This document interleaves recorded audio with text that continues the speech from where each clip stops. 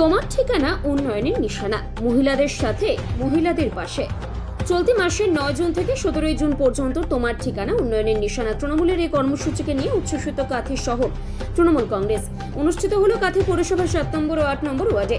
2021 সালে মানুষের আশীর্বাদ নিয়ে বাংলায় মা মাটি মানুষের সরকার গঠিত হওয়ার পর ধারাবাহিকভাবে এখনো পর্যন্ত মানুষের স্বার্থে নেতৃত্ব দিয়ে আসছেন রাজ্যের মুখ্যমন্ত্রী মমতা বন্দ্যোপাধ্যায়। আর কয়েক মাস গড়ালে এই 2026-এর বিধানসভা নির্বাচন। এবারে মুখ্যমন্ত্রীর মুখ হিসেবে মমতা বন্দ্যোপাধ্যায়কেই সামনে রাখা হয়েছে। তবে 2026-এর নির্বাচনের আগে এক প্রকার বাড়ি বাড়ি প্রচারে ব্যস্ত হয়ে পড়েছে শাসক দল তৃণমূল। তার এই মতো অবস্থায় সারা রাজ্যের একটি কর্মসূচি নেওয়া হয়েছে, যার নাম রাখা হয়েছে তোমার ঠিকানা উন্নয়নের নিশানা। এই নামের কর্মসূচিকে সামনে রেখেই কাঁথি শহরের 21 নম্বর ওয়ার্ডের একটি কর্মসূচির পরে বাড়ি গিয়ে 2021 সাল থেকে আজ পর্যন্ত রাজ্য সরকারের পক্ষ থেকে সাধারণ মানুষকে কি পরিষেবা পেয়ে উপকৃত হয়েছেন তার একটি প্রতিলিপি বাড়ি বাড়ি পৌঁছে দেওয়া হচ্ছে। এই লিফলেট রয়েছে সরকার কিছু প্রকল্প, যে প্রকল্পগুলি থেকে প্রতিনিয়ত মানুষ কোনো না কোনোভাবে লক্ষ্মীর ভান্ডার, কন্যাশ্রী, রূপশ্রী, সবুজসাথী, স্বয়ংসিদ্ধা, বয়সজনিত বার্ধক্য ভাতা, বিধবা ভাতা ইত্যাদি। এই কর্মসূচিকে সামনে রেখে 2026-এর বিধানসভা নির্বাচনে তৃণমূল যে ঝাঁপিয়ে পড়েছে মাঠে ময়দানে, তা বলার অপেক্ষা রাখে না। আমার তোমার ঠিকানা উন্নয়নের নিশানা। তো আমরা এই প্রকল্পের বিভিন্ন কাজগুলো, দিদির যে উন্নয়নমূলক প্রকল্প, সেগুলো বাড়ি বাড়ি পৌঁছে দেওয়ার এটাই হচ্ছে উদ্দেশ্য। এই উদ্দেশ্য সফল করতে আজকে আমরা যে সভা ডেকেছিলাম, তাতে অগণিত সেলফ হেল্প গ্রুপের মেয়ে সহ অন্যান্য সমস্ত মহিলারা, আমার ওয়ার্ড থেকে 8 নম্বর এবং 7 নম্বর ওয়ার্ডে সকল মহিলারা উপস্থিত হয়েছেন, সানন্দে আগ্রহের সহিত ছুটে এসেছেন। আর আমরা বাড়িতে গিয়ে যে পেলাম, উত্তর প্রত্যুত্তরে উত্তরটা পেলাম, সেটা কিন্তু একদম পজিটিভ। ওনারা খুবই খুশি। প্রকল্প সব বিষয়ের প্রকল্পের আওতায় তাদেরকে আনা যেতে পেরেছে। আর আমরা বলেছি, যদি কোনো অসুবিধা ওনাদের থেকে থাকে, আমাদের ওয়ার্ড সভাপতি যিনি আছেন, মহিলা সভাপতি এবং আমাদের কাউন্সিলর যিনারা আছেন, তাদের সঙ্গে যোগাযোগ করে যেন আমাদের কাছে এসে অভিযোগগুলো জানান, যাতে আমরা তার সমাধান করতে পারি। আগে আমার নাম সুমিতা গিরি। আমি দায়িত্বে আছি। আমার 7 নম্বর ওয়ার্ডের ওয়ার্ড সভানেত্রী হিসাবে আমি দায়িত্বে আছি। আমাদের আজকে কর্মসূচি হচ্ছে আমাদের রাজ্য নেতৃত্ব, আমাদের চন্দ্রিমা ভট্টাচার্য মহাশয়ের নির্দেশে আমরা আজকে তোমার ঠিকানা উন্নয়নের নিশানা, এইটা নিয়ে আমরা প্রত্যেকের বাড়ি বাড়ি যাচ্ছি। দিদির যে উন্নয়নগুলো, সেইগুলো প্রত্যেক বাড়িতে পেয়েছি কিনা, যদি কেউ না পেয়ে থাকে, আমাদের যে ওয়ার্ডে কাউন্সিলররা আছে, যারা ওয়ার্ড সভাপতি আছে, আমাদের সভানেত্রী, তারা যাতে খোঁজ নিয়ে প্রত্যেকের বাড়ি বাড়ি গিয়ে, এবং সেইগুলো যাদের হয়নি তারা যাতে এই দুয়ারে সরকার গিয়ে করে দেয়। এই প্রকল্পগুলোর উদ্দেশ্য হচ্ছে এইটা, বা দিদির প্রকল্পে সবাই খুশি কিনা।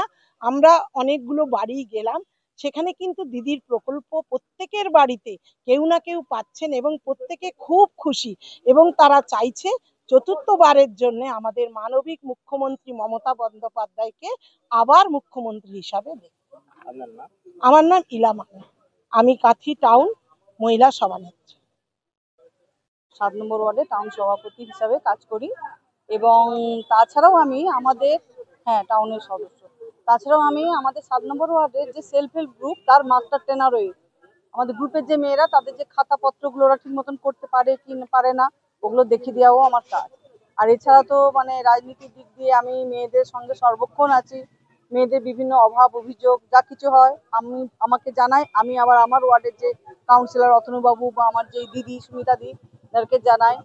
আর এর জন্য সমস্ত সহযোগিতা আমাদের ইলাদ মান্নাদির কাছ থেকেও পাই। মূলত আমাদের মেয়েদের, আমি তো বলবো, সেরকম কোনো অভাব অভিযোগ নেই বললেই চলে। আগে মেয়েরা বেরোতো না ঘর থেকে, এখন তো আজকে তো আপনারাও দেখলেন মেয়েদের অভূতপূর্ব আগমন। আমরাও বোধহয় এতটা করতে পাইনি। দীর্ঘ বেশ কিছুদিন আমাদের মেয়েদের সাথে যোগাযোগ সেটা একটু কমে এসেছিল, ওই জন্য আমরা একটু চিন্তায় ছিলাম। কিন্তু আজকের এই প্রোগ্রামে দেখলাম মেয়েরা প্রায় প্রতিটা গ্রুপ থেকে, আমাদের তো এক একটা গ্রুপে 10 জন 12 জন করে থাকে, প্রায় প্রত্যেকটা মেয়েই এসছে। এতে নিশ্চয়ই আপনারা বুঝতে পারছেন যে মেয়েরাও দিদির প্রত্যেকটা যে প্রকল্প, ওগুলো নিশ্চয়ই পাচ্ছে বলেই ওরা আসছে। আর এছাড়া দিদির উন্নয়ন নিয়ে বা বিভিন্ন প্রকল্প নিয়ে আমাদের কোনো অভাব অভিযোগ নেই। আমরা আশা করব দিদি আমাদের জন্য আরো নিশ্চয়ই আগামী দিনে ভালো ভালো আরো প্রকল্প নিয়ে আসবে এবং মেয়েরা এই দিদির প্রকল্পের মধ্যে আরো স্বনির্ভর হবে। আমার নাম মিতালি জানা। আমি এখানে 7 নম্বর ওয়ার্ডের টাউনের সদস্যা, আর এমনি 7 নম্বর ওয়ার্ডের আমি মাস্টার ট্রেনার সেলফ হেল্প গ্রুপে। দাদা, 2026 নির্বাচনকে কেন্দ্র করে অলরেডি শাসক দল তৃণমূল তারা মাঠে নেমে পড়েছে। তারা এই মুহূর্তে এই রাজ্য সরকারের বর্তমান কি কি প্রকল্প রয়েছে, কি কি সমস্যা রয়েছে মানুষের কাছে বাড়ি বাড়ি অলরেডি প্রচার শুরু করে দিয়েছে। সেক্ষেত্রে বিজেপি কতটা এগিয়ে রয়েছে এর থেকে নাকি পিছিয়ে?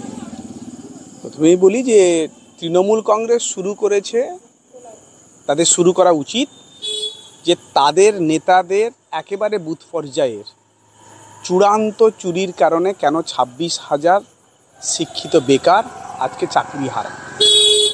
সর্বত্র সমস্ত কেন্দ্রীয় প্রকল্পের টাকাকে চুরি করে তারা তো বেরিয়েছে সওদা করতে, তারা বেরিয়েছে আবার একটা নোটিফিকেশান হয়েছে তার চাকরি বিক্রি করতে। তারা আবার গ্রামে গ্রামে ঘরে ঘরে যে ঘুরছে, তারা আবাস যোজনার টাকা, কেন্দ্রীয় প্রকল্পের টাকা, যে টাকা ফার্স্ট লটের টাকা ঢুকেছে তার তোলা তুলতে তারা গেছে যে যারা টোটো ইউনিয়নের সঙ্গে যুক্ত আছে কিংবা যুক্ত নেই তাদের কাছ থেকে টাকা তুলতে। সুতরাং তাদের এজেন্ডা একেবারে পরিষ্কার যে কেবলমাত্র ব্যক্তি স্বার্থে কেন্দ্রীয় সরকারের প্রকল্পের টাকাগুলো থেকে তোলার জন্য তারা বাড়ি বাড়ি ঘুরছে, এটাই তাদের প্রধান উদ্দেশ্য। ভারতীয় জনতা পার্টি তার নিজস্ব এজেন্ডা অনুযায়ী মোদী সরকারের 11 বছরের যে কার্যক্রম, আমরা ইতিমধ্যে সমস্ত পরিকল্পনা কমপ্লিট।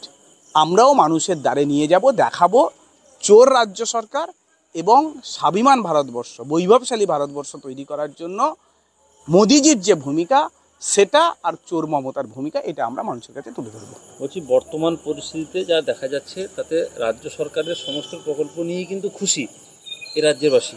সেক্ষেত্রে কেন্দ্র সরকারের প্রকল্প মানুষের কাছে কতটা গ্রহণযোগ্যতা রয়েছে, যা এখনো পর্যন্ত প্রচারের আলোয় আসতে পারেনি বলে এমনটা জানাচ্ছেন স্থানীয় লোকেরা। স্বয়ং তৃণমূল এবং তার সরকার বুঝেছে যে তাদের এই প্রকল্পের নামের যে চুরি সেটা মানুষ ধরে ফেলেছে। তারা বুঝেছে যে এই পশ্চিমবঙ্গের মানুষ চোর তৃণমূল কংগ্রেসকে, চোর মমতা ব্যানার্জিকে বিন্দু মাত্র পছন্দ করছে না। সেই কারণেই গোটা পশ্চিমবঙ্গ জুড়ে পুলিশ প্রশাসনকে লেলিয়ে দিয়ে কেবলমাত্র একটা নির্দিষ্ট জনগোষ্ঠীকে, ধর্মের মানুষকে সামনে রেখে ভোট লুট করার যে কৌশল তারা নিজেরা ফাঁদছে আর মানুষকে ভুল বোঝানোর চেষ্টা করছে। এটা তাদের এজেন্ডা। তারাও বুঝে গেছে যে তাদের নিজস্ব কোনো জায়গা নেই, কারণ 41% ভোট ভারতীয় জনতা পার্টির আছে, 5% ভোট যদি একজোট হয়, এবং ইতিমধ্যে ভারতীয় জনতা পার্টির কার্যকর্তারা নিরলস পরিশ্রমের মাধ্যমে ওটা করে ফেলেছে। তাদের হাতে আছে ভোট চুরি, তাদের হাতে আছে সন্ত্রাস, তাদের হাতে আছে দাঙ্গা, ধর্মীয় উস্কানি, সেটাই তারা